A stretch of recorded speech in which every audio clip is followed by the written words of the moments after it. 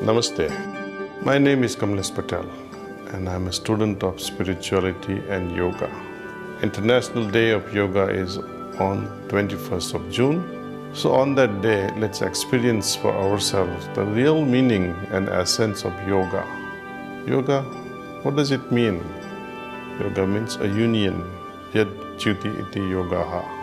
Yoga is that state of being where we are one with our own source, connected to our higher consciousness. It is when we are separated from our source, problem starts in life. How would it be if we could all make that connection on day one itself? With heartfulness meditation, this is quite possible.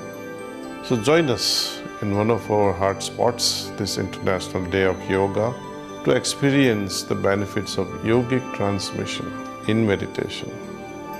There is no need to believe me. Try it and experience it for yourself in a very scientific way. You must have meditated sometime in your life. Try and incorporate this transmission and see the results. You can also try it in the comfort of your own home via Heartfulness Let's Meditate app, where trainers are online for meditation session 24 hours, 7 days a week.